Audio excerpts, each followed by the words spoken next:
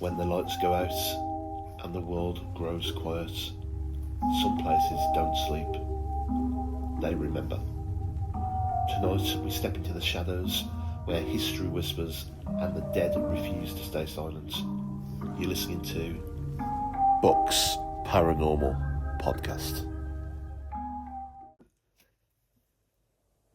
Welcome back, everyone. Tonight we're heading deep into one of the most mysterious, unsettling and outright terrifying locations in the UK. A place where people vanish, a place where shadows follow you between the trees, a place where something or someone seems to be watching, waiting, sometimes even chasing.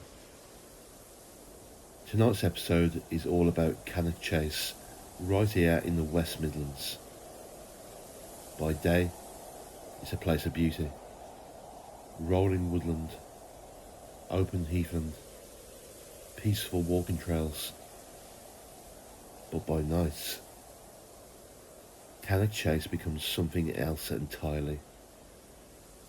Now locals whisper about black-eyed children, faceless men, ghostly soldiers, werewolf-like creatures, and an overwhelming sense of dread that hits you the moment you step off the path. And the strangest part, these stories don't just come from one decade, they stretch back hundreds of years. So tonight, dim the lights, put your headphones on, and whatever you do, don't look too closely into the darkness behind you. Because once Cannock Chase gets into your head, it doesn't always leave. This is episode 4. Cannock Chase, the forest that watches back. Cannock Chase covers over 26 square miles of woodland and heathland, stretching across Staffordshire and the West Midlands. But this land wasn't always quiet. In medieval times, Cannock Chase was a royal forest owned by the Crown. It was a place of strict laws, where hunting without permission could cost you your life. Executions were carried out here, punishments were public, and blood was spilled on this soil. Over the centuries, the chase became a place of conflict and suffering. During the English Civil War, troops moved through these woods. Camps were set up. Men died from wounds, exposure and disease. Then came the First World War. Cannock Chase became home to military training camps and, most notably, German prisoner of war camps. Thousands of prisoners were held here. Many never made it home. Some died from illness, some from exhaustion, some under circumstances that were never fully explained.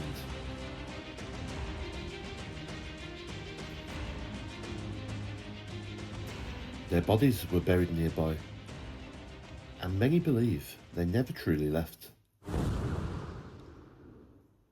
Now, one of the most commonly reported hauntings of Cannock Chase is the sight of ghostly soldiers. Hikers and cyclists have all reported seeing men in First World War uniforms standing silently between the trees, or marching in formation before fading away. Some witnesses describe hearing boots on gravel, only to turn around and find no one there. Others report sudden drops of temperature, feelings of intense sadness, and the overwhelming sensation that they are not alone. There are even reports of people seeing soldiers with no faces, just blank shadows where the features should be.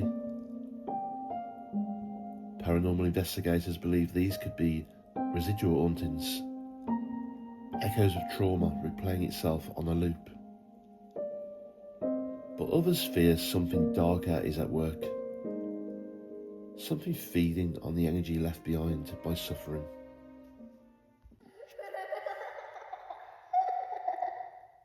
Now this is where things take a disturbing turn. For decades, people have reported encounters with children on Cannock Chase. Children who appear out of nowhere. Children who stand perfectly still. Children whose eyes were completely black.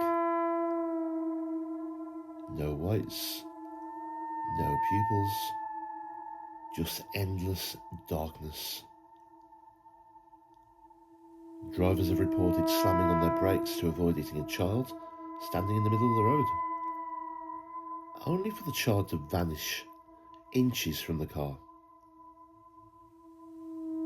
Hikers have reported being followed, hearing footsteps behind them, then turning around to see a small figure watching from the trees.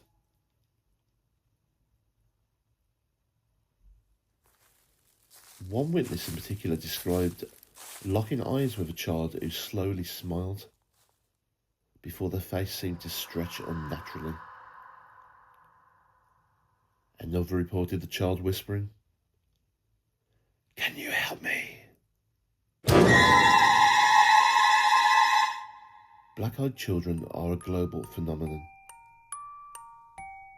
but Cannock Chase is one of the most active locations for these encounters in the UK. Are they spirits of lost children? Or something else entirely, pretending to be? One of the most terrifying figures reported on Cannock Chase is known simply as the Faceless Man. Multiple witnesses, completely unrelated, have described the same entity. A tall,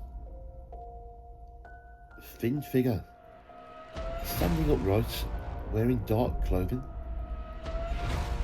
But where the face should be, there is nothing.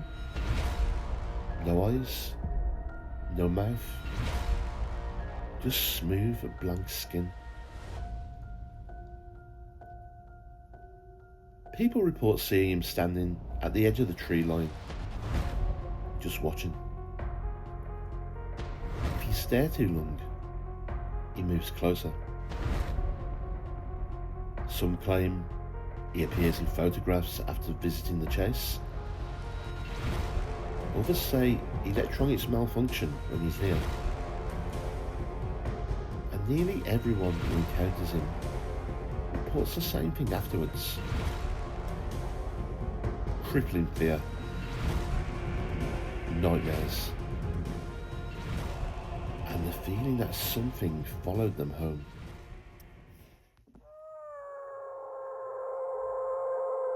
Yes, you heard that right.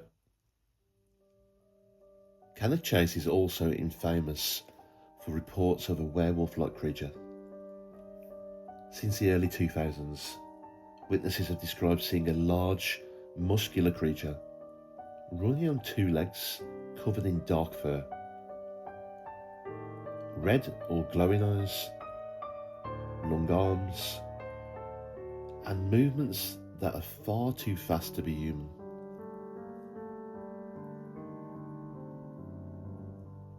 One man claimed the creature chased his car, keeping pace with him through the forest roads. Another reported it standing upright, watching him, before disappearing into the trees with a single leap.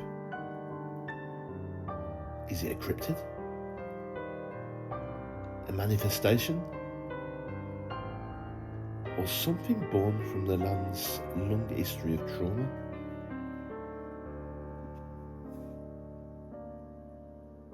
Ask anyone who's spent time on Cannock Chase at night, and they'll tell you the same thing. You feel watched. The forest just goes quiet. Your instincts scream at you to leave, and every shadow feels wrong.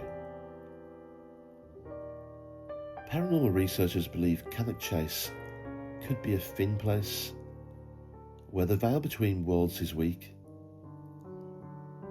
Others believe it's a psychic battery charged by centuries of death, fear and emotion. And some believe Cannock Chase is alive.